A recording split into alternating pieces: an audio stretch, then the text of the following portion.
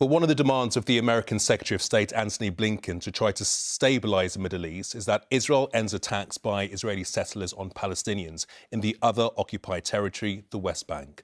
Around 400,000 Israelis live in more than 230 settlements there, nearly all in defiance of international law.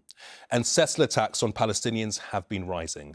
There were more than 1,000 in 2021, more than 1,500 in 2022.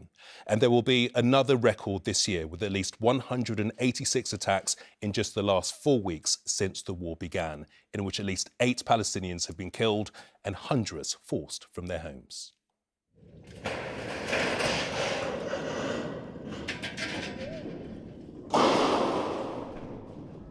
Over a day, we watched a community being dismantled. They have until tonight to take everything away. The flimsy homes were never built to last, but they've been forced down by a wave of vigilante violence. Farms and families on the move.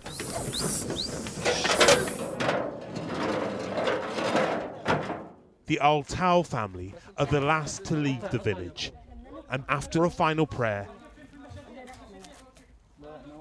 they and it are gone. The Saname family say they were scared off their land, a campaign of intimidation. Bullied at first from above by low-flying drones sent up by Israeli settlers nearby. The children say they were terrified and still are. But what followed, says their father, was a knock at the door from a group of soldiers. When the army is coming here, they are not talking to them. They directly starting boxing them, moving them, and they told them now you have to move from this area. 24 hours, you should be out. To see the future, they needn't look far. Across the hill, an Israeli settlement in a Palestinian majority area. The mosaic map of the West Bank is being transformed under the current Israeli government. They start building the colonies, you see? This is a new settlement. But the trend has been accelerated in the last month. In fact, it was a few hours after the 7th of October attacks when armed settlers turned up near Issa's home. People he knew who tried to force him out, but he was arrested and beaten. Beating you, hitting you, insulting you in a way of sexually coming to you in his body, to your mouth, and saying, I will rape you, you are my...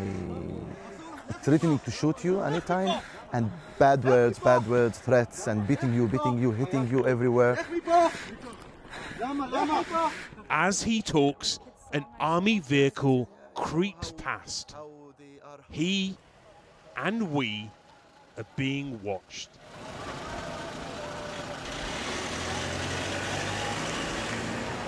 They are showing power, that's it.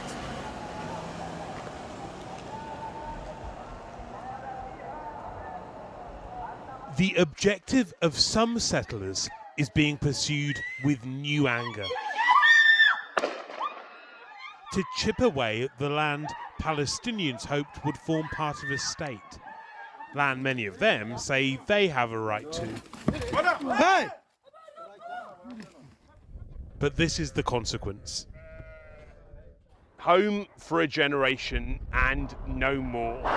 And yet, so many of the questions that they were asking when they first arrived on this patch of land still have no answer. Now, as then, land is the issue. And Rohit is in Tel Aviv for us tonight. Rohit, I guess there were two notable moments today. Hezbollah's leader distancing himself somewhat from the attack by Hamas terrorists last week, and that's increasing pressure from the US Secretary of State for a humanitarian pause. How significant do you think both were? Well, very significant, and they offer us some promising news, perhaps, that tonight we're no closer towards an all-out regional conflict, it seems, than we were last night. Perhaps we are even further away, because these two big moments from two men in two cities revealed one thing, that there is a drifting and growing gap between their rhetoric and the reality that both of them face. Take Nasrallah, bombastic speech, but there was no declaration of war. He praised the attackers from the 7th of October, but he also had to say that he had nothing to do with it. He spoke with this carefully crafted speech for more than an hour, but it told us almost nothing. And then Netanyahu welcoming his friend Blinken today in Tel Aviv. Despite the closeness, though, there are huge gaps over, for example, a humanitarian pause and, as we just reported, the issue of Israeli settlers on the West Bank. So where does this leave us tonight? Well, the Middle East is still a tinderbox. But what became clear today in two cities is that so many of the key players are acting under huge constraints. Whatever the rhetoric says, there are forces that are perhaps constraining them at the moment. Rohit in Tel Aviv for now. Many thanks indeed.